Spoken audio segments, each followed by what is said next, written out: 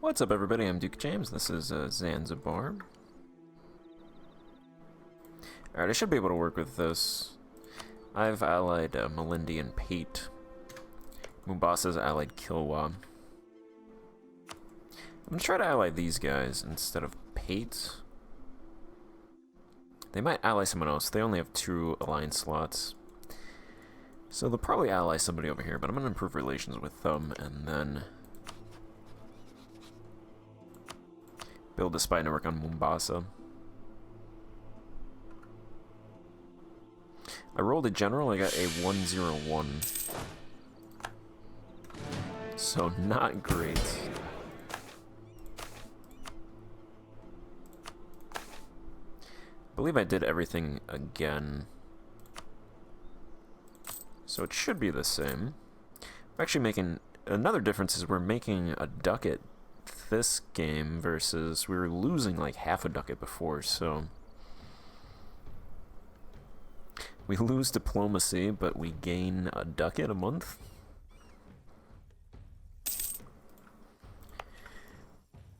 Alright, looking at our provinces, so we have these 3 provinces. We can't actually get to this one. These all have trade modifiers. Our capital has important location effects, which gives 20% commerce output and 30 plus 30 provincial ideal burger size. And harbor effects important, so harbor infrastructure cost negative 33.5%, commerce output plus 10%, provincial ideal burger size plus 35. Capital also has important center of production, minor center of trade, starts with amenities rank 2, garrisons rank 7. Okay, so we have no fort on this province, but because of the capital city and the garrisons rank 7, it's plus 2 fort level, so we have 3,000 men here. That should actually come in handy if we're attacked. If anybody comes to this province, then we could use those 3,000 men to attack them. Zanzibar Pia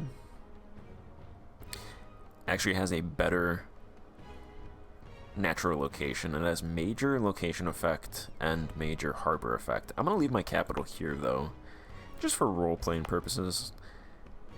Ideally, I would move it here, but I'm just going to keep it in Zanzibar. Regular Zanzibar. I assume Pia means, like, west or south or something. This province has nothing else.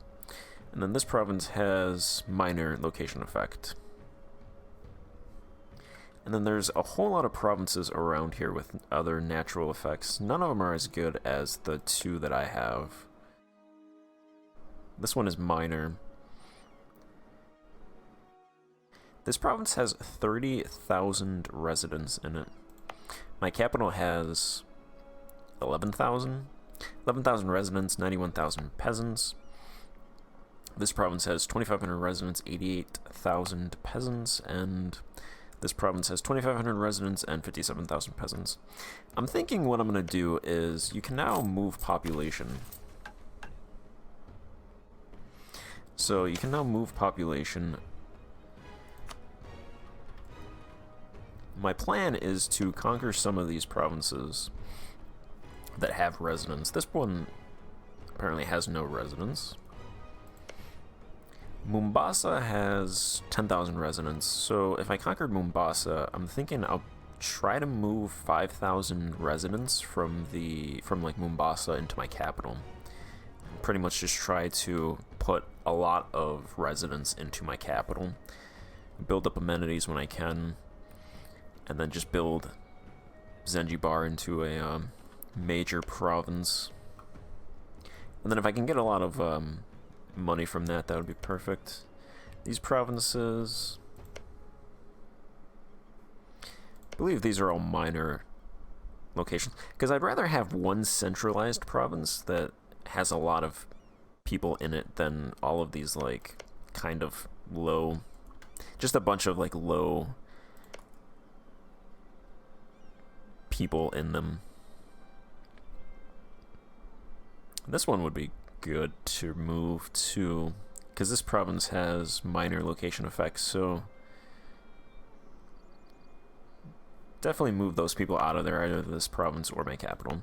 But I'll probably start in my capital and then move to this province and then build up these two provinces as major cities on this coastline. And then eventually I can always just move people out of those provinces as well. But since these are all, especially since these are all in the Zanj trade node, there's really no benefit to having a bunch of low-level cities instead of like one massive city. Especially since I had a lot of problems with autonomy. So, really my autonomy, since I deleted the game, my map modes are gone. There you go, local autonomy. Pretty much the only two provinces that weren't 100% autonomy were these three provinces that I owned since the start of the campaign. And I think these two provinces, towards the end, like 60 years later, had like 95% autonomy, despite being so close to my capital. So if these are the only provinces that are going to be lower autonomy, I'd rather have people in those provinces than in provinces with 100% autonomy.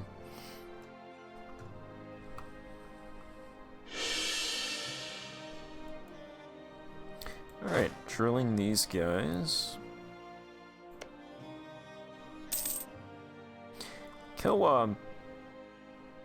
Be great if they can't get another ally.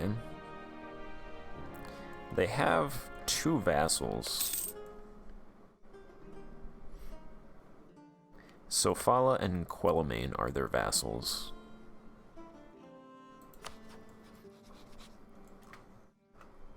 So they'll have Mombasa as an ally, 2 vassals, and I think they're on par with our troop totals. Yeah, they have 8,000 right now.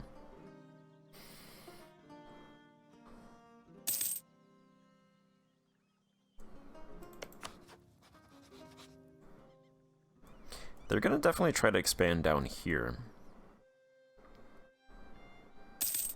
Which is why I want to ally one country down here. These guys actually have 6,000 troops, which is a good amount of troops. Well, these guys have 7,000 actually.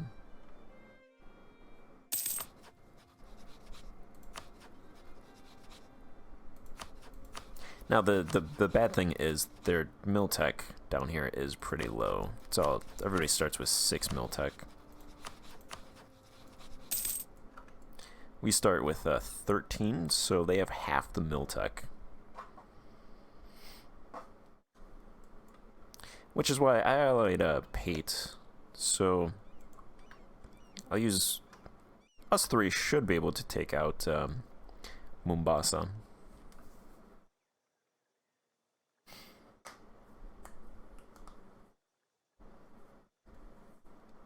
Just got to get the spy network. So I think I'll time skip till I can get that spy network. The aristocrats, wait a minute. The aristocrats took over?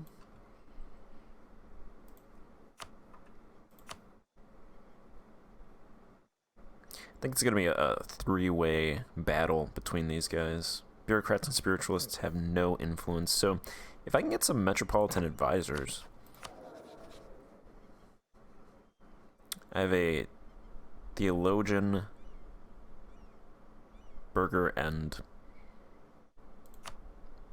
whatever that is, bureaucratic advisor. Yep, let's focus mill power.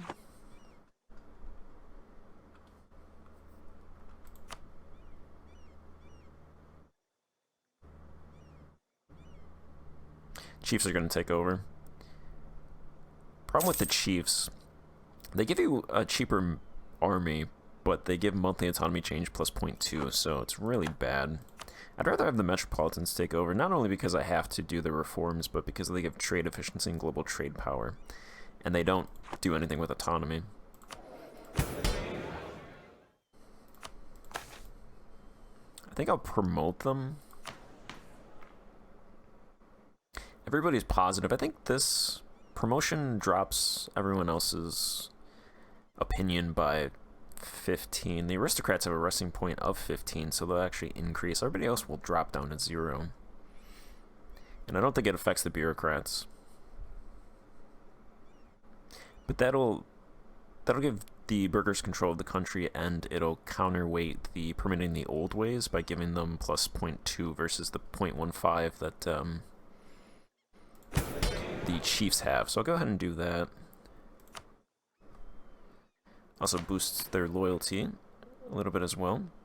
Drops the aristocrats down to 5, spiritualist 3, chiefs 7. Okay, it does drop bureaucrats, but only by 5.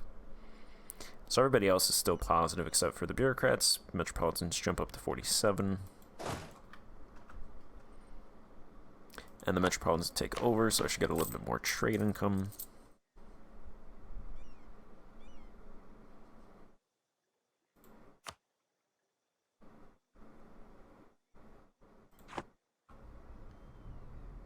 Let's see how much that does. An extra 0.05 ducats. Hey, when you make less than a ducat, it's more than 5%.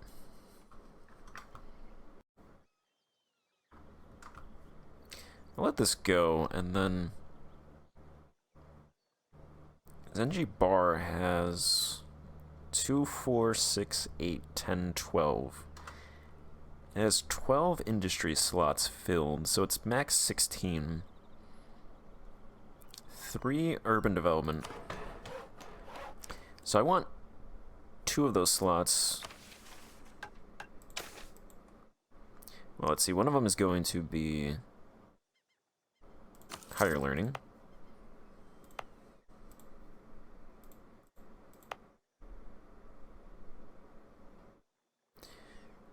There we go. Higher learning is going to be one of them. It has houseware, textile, processed materials, and ship. Luxury cloth is going to be another one, so that's... So there's now 13, so that'd be 14, so then there's an extra 2 slots. So I'm going to open up an armaments industry as well. Does this province have armaments? No, this province has 2, 4, 6, 8, 10, 11. Yeah, open up armaments industries in both of these provinces.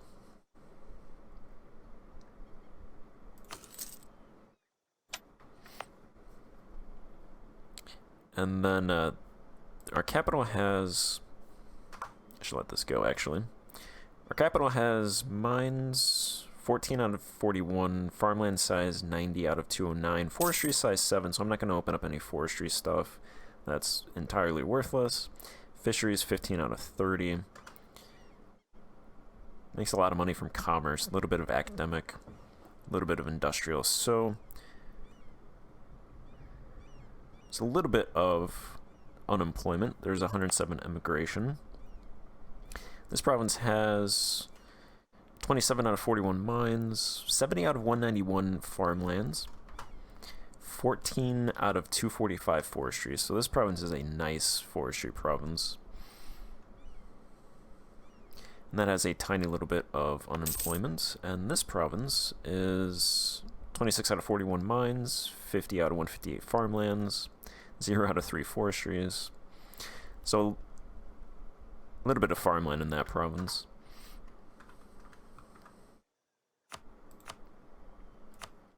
I'm going to do 1 forestry investment in that province and farmland investment in that those provinces. There's immigration in the cities in that province, a little bit of immigration in that province, and a little bit of immigration there too. So I'm not going to do any industrial investment right now.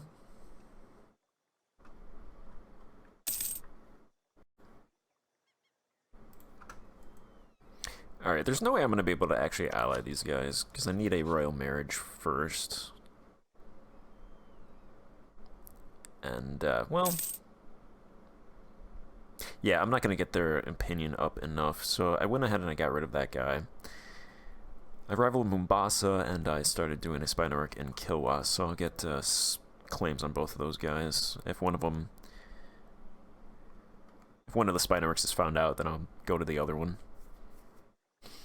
I'll attack the other one. And I might as well just keep the alliance with Pate since they are closer and they actually have Miltech 13. Half the troops, but Miltech 13, so... we pay nothing for admin power because we're not collecting taxes. Looks like 4.5 to tribute, 2.5 to noble dues, and our mill power is entirely spent from clan host.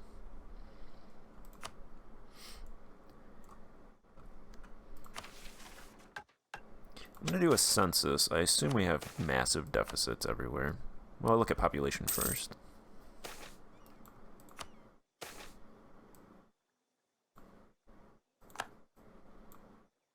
Kilwa claimed a province. They got that quick.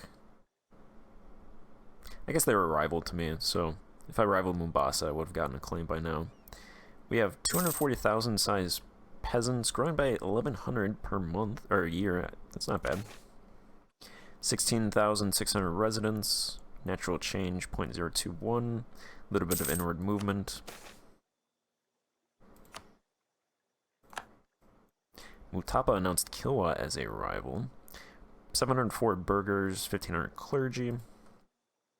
Interestingly, there's no... The clans have a lot of power in our country, but there aren't actually any tribal people in our country. I'm not sure why that is. There's no nomads anywhere south of Ajuran. There's a couple of Ajurani provinces that have nomads, but maybe because we're coastal? None of these coastal provinces have nomads, and well, that province does. I'm not sure why. I would think that all of these provinces would have nomads.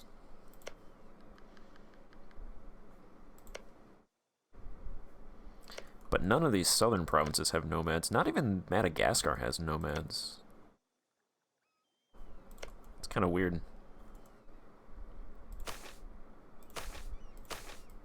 But anyway, we have actually not as bad of a food deficit as I thought. 52 versus 64. A little bit of a salt surplus. Fiber surplus of about 5. Fuel, massive fuel deficit, percentage-wise. Massive raw materials deficit, percentage-wise. As an absolute number, I mean, that's 20, so it's not that much, but it's a lot percentage-wise. Exotic good deficit. Tiny little bit delicacy deficit, luxury deficit. Consumer, military deficits, industrial deficit, naval surplus. We should be good on naval supplies for most of this campaign since our provinces are all going to be coastal. Yeah, I can get a claim on Mombasa. Let's grab one on that province. And a knowledge deficit. Knowledge should be doing a little bit better since I now opened up higher education, so that should hopefully correct itself. Armaments should correct itself as well, hopefully over time. So actually, I thought I would have more of a deficit in the raw materials versus urban goods, but I think it's the other way around.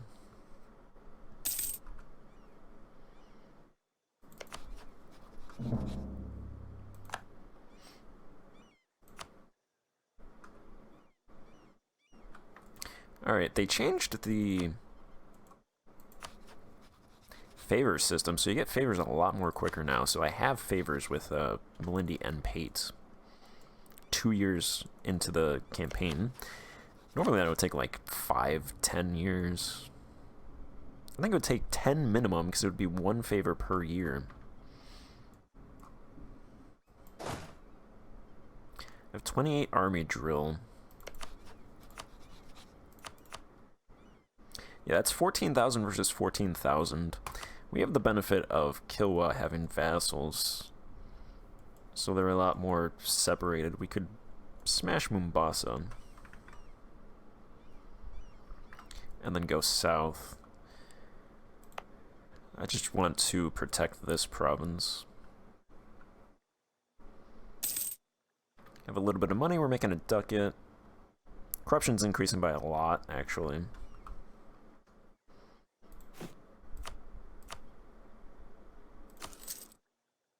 I'm gonna build over my force limit, just to have some extra troops.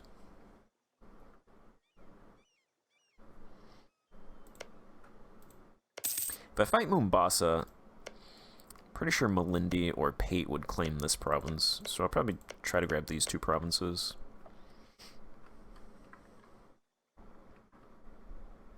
In the war. Probably wouldn't grab anything from Kilwa. I guess I could call them in because they're not allied with anybody else. Let's stop this drilling.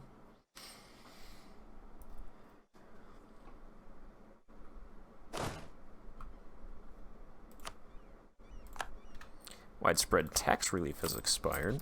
Definitely want to do taxes because...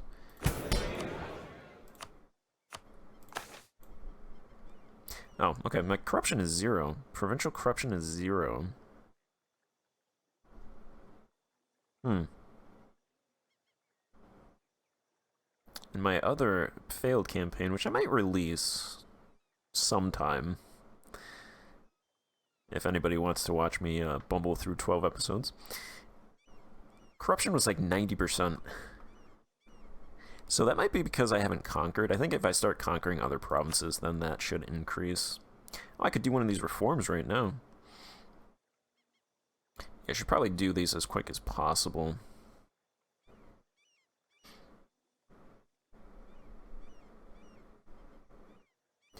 This one just requires 10 burger average power, metropolitan advisor, and 30 metropolitan influence. This one requires 25 burger average power. Once I start conquering territory, this is going to... Burger average power should decrease, so I should probably try to do this as quick as possible.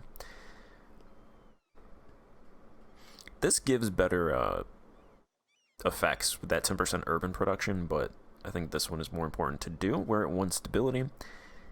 I've learned now that they changed it so every reform you do decreases stability by 3 or 2 or 3. It's pretty rough, but I can do temporary tax relief. That's going to cost 150 dip, 50 admin. Nobility is going to be pissed a little bit. I'm going to enforce special tolls and secure the naval supply, because we're going to lose some loyalty. Yeah, we lose 3 stability. That's enough to still attack, so that's good. Negative 15 noble loyalty, they'll drop down to 55. That's alright.